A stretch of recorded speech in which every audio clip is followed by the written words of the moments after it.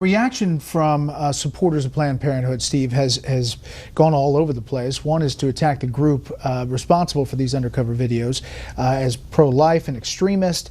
The other is to talk about the decision to donate that tissue by the families. And this is a channel with 5 letters that talked about it this afternoon.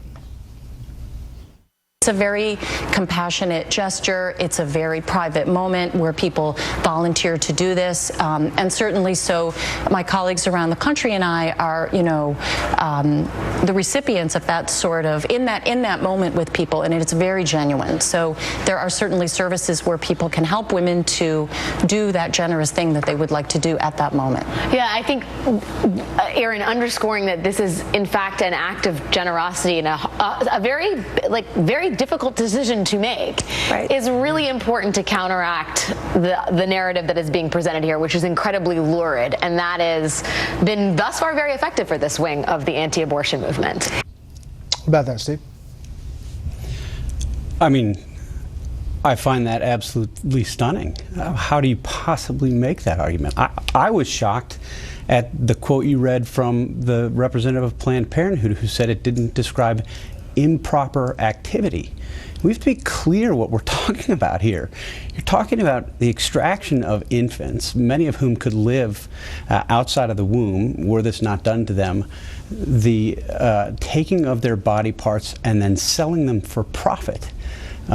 This is not a morally ambiguous, this isn't one of these discussions where there are 2 sides to the discussion. What we're talking about is wrong, it's morally reprehensible. I mean, I thought on the scale of things in the world that are morally reprehensible, infanticide is just about the worst. This is worse. It's infanticide for profit. It's absolutely unbelievable that somebody would make the argument that they were making on that other network. And, the politics of it, to me, honestly, the politics of it seem very small. To even talk about politics of it in the context of this discussion seems almost improper. But if you're going to talk about politics, I think pro-life candidates have an obligation to campaign on this. And I wouldn't care if the politics were horrible. It wouldn't matter. You should make the argument because the argument needs to be made. But I agree with AB and with Charles, the politics will not be horrible. Everybody who takes $1 for a political campaign from Planned Parenthood should be asked about this and made to defend this practice. So is this the beginning of the end of this funding? It's really, they're going to have to make quite a case that what they're doing is legal and proper and acceptable when they're taking taxpayer dollars. That's going to be a very rough ride. It'll require the press to drop the double standard.